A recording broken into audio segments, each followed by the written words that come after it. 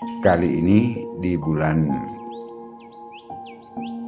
Idul Fitri 1444 Hijriah, ya, hari pertama, saya akan mereview salah satu keris pusaka yang cukup langka.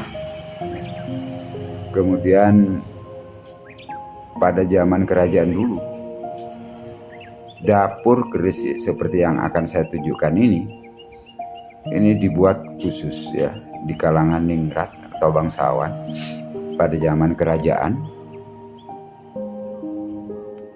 Rakyat biasa kalau dulu tidak akan memiliki keris dengan dapur seperti ini. Namun kalau sekarang pencinta Tosan Aji tentunya bisa mengoleksi sebagai hasil karya dari leluhur kita. Kita lihat coba dapurnya seperti apa. Nah, ini jadi berdapur Nogo, ya, saya katakan aja Nogo Rojo Luk 7. Pamornya adalah biji timun wengkon, ya. Pemirsa bisa mengamati detailnya mulai dari beksi, ya, kemudian ricikan lain yaitu gonjo wilut. Kemudian di tengah bilah terdapat odo-odo. Di belakang terdapat gereneng susun, ya. Dan pada bagian tengah di odo-odo terdapat tataan pamor biji timun. Ini saya lebih condong ke biji timun. Kalau kita katakan bendos godo tentunya kurang pas, ya. Kemudian di sorsoran kita lihat juga ada pamor lain, yaitu terutama di bagian tengah itu, ya, pangkal dari bilah. Di situ ada pamor pusar bumi. Nah, yang unik di sini yaitu pada ornamen kepala naga. Pada umumnya di ornamen kepala naga itu ada ricikan lain, yaitu di mulut naganya itu disumpal atau ditutup dengan permata. Tapi kalau pada keris ini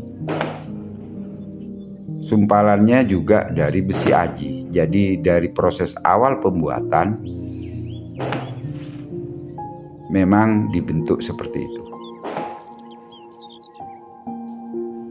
Ricikan yang lain yang ada pada pusaka ini adalah adanya keruwingan, ya. Pemirsa bisa melihat di kanan kiri odo-odo terdapat keruwingan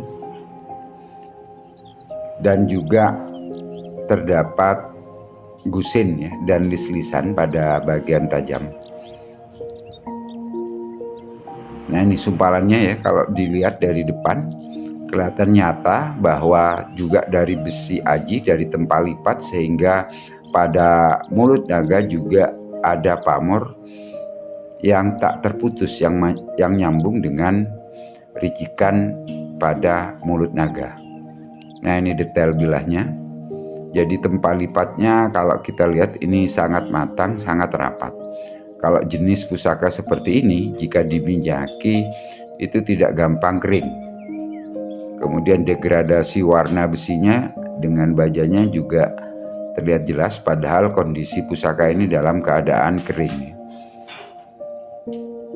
Lihat tataan pamor pada kanan kiri dari pamor biji timun, kemudian warna besinya dan bajanya kelihatan jelas terjadi degradasi.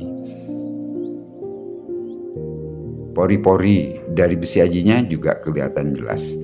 Pamor pada ornamen naga bisa diamati. Nah, ini kelihatan jelas baik mahkota badan naga yang bawah itu yang melengkung, kemudian pamor di bagian bawah gonjo, juga ada pamor sumber, ya, yang berbentuk bulat-bulat baik di depan dan di belakang.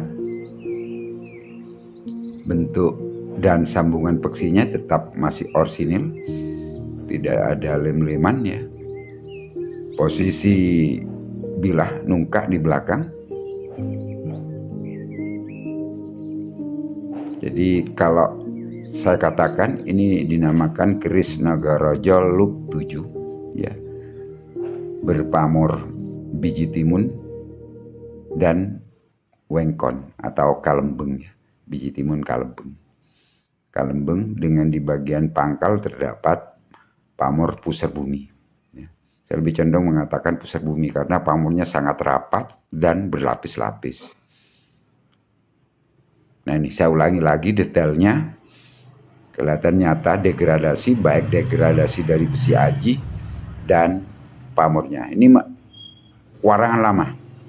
Terus terang lebih 5 tahun belum diwarangi. Hanya saya rawat secara rutin, tiap bulan 1 kali dengan minyak zaitun ya, tanpa campuran lain, tapi minyak zaitun yang tidak berwarna atau bening. Produk dari Mustika Ratu. Nah ini. Jadi kelihatan hidup ornamen naganya dengan mahkotanya ya.